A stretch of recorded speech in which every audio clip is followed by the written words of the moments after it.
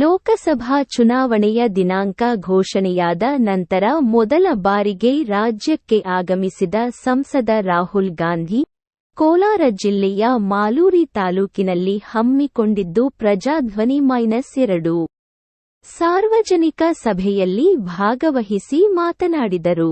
ದೇಶದ ವ್ಯವಸ್ಥೆಯು ಅಪಾಯದ ಹಂಚಿನಲ್ಲಿದೆ. ಈ ಚುನಾವಣೆಯಲ್ಲಿ ಜನ ಬದಲಾವಣೆ ಮಾಡದಿದ್ದರೆ ಮತ್ತಷ್ಟು ತೊಂದರೆಗೆ ಸಿಲುಕಬೇಕಾಗುತ್ತದೆ. ಕಾಂಗ್ರೆಸ್ ಕಾರ್ಯಕರ್ತರು ಹುಲಿಗಳಿದ್ದಂತೆ. ಈ ಚುನಾವಣೆಯಲ್ಲಿ ಕಾಂಗ್ರೆಸ್ ಕಾರ್ಯಕರ್ತನ ಶಕ್ತಿಯನ್ನು ಬಿಜೆಪಿಗೆ ತೋರಿಸಬೇಕು ಎಂದು ಕರೆ ನೀಡಿದರು. ಕೋಲಾರ ಜಿಲ್ಲೆಯ ಮಾಲೂರು ತಾಲೂಕಿನ ಚೊಕ್ಕಂಡಹಳ್ಳಿ ಗೇಟ್ ಬಳಿ ಕಾಂಗ್ರೆಸ್ ಏರ್ಪಡಿಸಿದ್ದ ಬೃಹತ್ ಸಮಾವೇಶದಲ್ಲಿ ಕಾಂಗ್ರೆಸ್ ಅಭ್ಯರ್ಥಿ ಕೆ. ವಿ. ಗೌತಮ್ ಪರವಾಗಿ ಮತಯಾಚನೆ ಮಾಡಿದರು. ಕಾರ್ಯಕ್ರಮಕ್ಕೆ ಶಿಡ್ಲಘಟ್ಟ ತಾಲೂಕು ಕಾಂಗ್ರೆಸ್ ಪಕ್ಷದ ನಾಯಕರಾದ ರಾಜೀವ್ ಗೌಡ ನೇತೃತ್ವದಲ್ಲಿ ಅಪಾರ ಸಂಖ್ಯೆ ಕಾರ್ಯಕರ್ತರು ಭಾಗವಹಿಸಿದ್ದರು.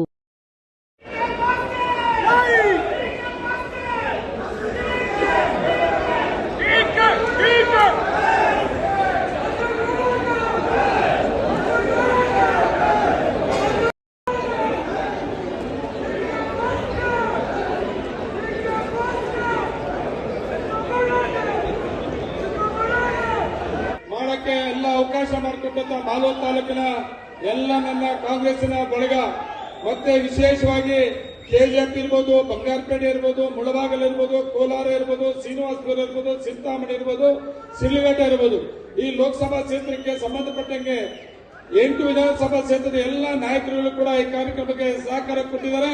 ಮಾಡ್ತೀವಿ, ರಾಷ್ಟ್ರದಲ್ಲಿ ಕೂಡ ಇದನ್ನ ಮಾಡ್ತೀವಿ. Finally, Narendra Modi has destroyed the employment system in India. ಇವತ್ತು ಕಡೆಯಲ್ಲಿ ನಾನು ಮಾತು ಹೇಳ್ತೀನಿ, ನರೇಂದ್ರ ಮೋದಿಜಿ ಅವರು ಈ ದೇಶದಲ್ಲಿರ್ತಕ್ಕಂಥ ಉದ್ಯೋಗಗಳ ವ್ಯವಸ್ಥೆನ ಹಾಳು ಮಾಡಿಕ್ಕಿದ್ದಾರೆ.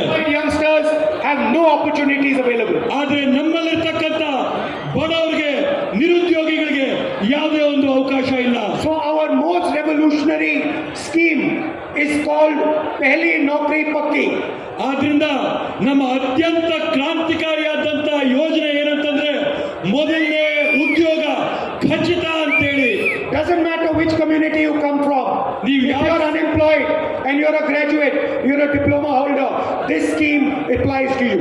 ನೀವು ಯಾವ ಸಮುದಾಯದಿಂದ ಬರ್ರಿ, ಯಾವ ಧರ್ಮದಿಂದ ಬರ್ರಿ, ಎಲ್ಲಿಂದಾದ್ರೂ ಬರ್ರಿ, ನಿಮ್ಮ ಮೊದಲನೇದಾದಂತ ಉದ್ಯೋಗ, ನೀವು ಡಿಪ್ಲೊಮಾ, ಇಂಜಿನಿಯರ್ ಏನಾದ್ರೂ ಆಗಿರ್ಬೋದು, ಮೊದಲನೇ ಉದ್ಯೋಗ guarantee. You will get 1 year apprenticeship guaranteed to you, 1 lakh rupees a year, and the best training that is available. ನಿಮ್ಗೆ 1 ವರ್ಷದಲ್ಲಿ ನಿಮ್ಗೆ 1 ಲಕ್ಷ ರೂಪಾಯಿ ನಮ್ಮ ಸರ್ಕಾರದ ಕಡೆಯಿಂದ ಬರ್ತಾರೆ. ಉಚಿತವಾಗಿ ನಿಮ್ಗೆ ಅಪ್ರೆಂಟಿಸ್ಶಿಪ್ ತರಬೇತಿ ಸಿಗುತ್ತೆ.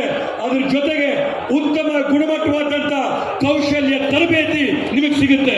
And India will get the best trained, most intelligent workforce in the world. ಮುಂದಿನ ದಿನಗಳಲ್ಲಿ ಭಾರತದಲ್ಲಿ ಅತ್ಯುತ್ತಮವಾದಂತ ಒಂದು ಕೆಲಸ ಮಾಡುವಂತ ಜನ ಕಾರ್ಮಿಕರು ಸಿಗುತ್ತೆ, ಅವ್ರಿಗೆ ಉದ್ಯೋಗ ಸಿಗುತ್ತೆ, ಅವ್ರ ತರಬೇತಿ ಕೌಶಲ್ಯ ಸಿಗುತ್ತೆ. This apprenticeship will be available in the private sector, in the public sector, in PSUs. ಈ ಒಂದು ಅಪ್ರೆಂಟಿಸ್ಶಿಪ್ ಟ್ರೈನಿಂಗ್ ಪ್ರೋಗ್ರಾಮ್ ಖಾಸಗಿ ಸಂಸ್ಥೆಗಳಲ್ಲಿ ನಾವು ಕೊಡ್ತೀವಿ, ಸರ್ಕಾರದಲ್ಲಿ ಕೊಡ್ತೀವಿ, ಅರೆ ಸರ್ಕಾರದ ಕಂಪನಿಗಳಲ್ಲಿ ಕೂಡ ನಾವು ಇದನ್ನು ಕೊಡ್ತೀವಿ. And it will be a path into the job market for millions and millions of youngsters. ಇದು ಲಕ್ಷಾಂತರ ಜನಕ್ಕೆ ಒಂದು ಹುದ್ದೆಗಳಿಗೆ ಕೆಲಸಕ್ಕೆ ಹೋಗಕ್ಕೆ ದೇಶದಲ್ಲಿರ್ತಕ್ಕಂಥ ಅತ್ಯಂತ ದೊಡ್ಡ ಕಾರ್ಖಾನೆಗಳು, ಕಂಪನಿಗಳು, ಉದ್ಯಮಿಗಳನ್ನ ನಾನು ತೆಗೆದು ನೋಡಿದೆ. I took out the list of the top 200 companies in India. ನಾನು ಈ ಭಾರತ ದೇಶದಲ್ಲಿರ್ತಕ್ಕಂಥ ಪ್ರಮುಖವಾದಂತ 200 ಉದ್ಯಮಿಗಳ ಪಟ್ಟಿನ ನಾನು ತೆಗೆದುಕೊಂಡು, including those 22 people. ಆ 22 ಜನರ ಬಗ್ಗೆ ನಾನು ಏನ್ ಮಾತಾಡಿದೆ, ಆ 22 ಜನರನ್ನ ಸೇರಿ I got a list of the senior management of these companies. ಈ ಎಲ್ಲ ಉದ್ಯಮಿಗಳ ಮೇಲ್ವರ್ಗದ ಅಧಿಕಾರಿಗಳ ಪಟ್ಟಿನ ನಾನು ತೆಗೆದು ನೋಡಿದೆ. And then I looked at them and I found, to my shock, that there is not a single backward caste person who owns these companies. There is not a single Dalit, not a single Adivasi, None of them are owned by 90% of India. ಈ ದೊಡ್ಡ ಉದ್ಯಮಿಗಳು ದೊಡ್ಡ ಕಾರ್ಖಾನೆಗಳ ಪಟ್ಟಿ ನಾನು ತೆಗೆದು ನೋಡಿದಂತ ಸಂದರ್ಭದಲ್ಲಿ ಆ ಉದ್ಯಮಿಗಳ ಕಾರ್ಖಾನೆಗಳಲ್ಲಿ ಒಬ್ಬ ದಲಿತರ ಮಾಲೀಕರಿಲ್ಲ, ಒಬ್ಬ ಹಿಂದುಳಿದ ವರ್ಗದವರಿಲ್ಲ, ಒಬ್ಬ ಪರಿಶಿಷ್ಟ ಪಂಗಡದವರಿಲ್ಲ, ಒಬ್ಬ ಬಡ ಕುಟುಂಬದಿಂದ ಬಂದಂತವರಿಲ್ಲ. I called some of them.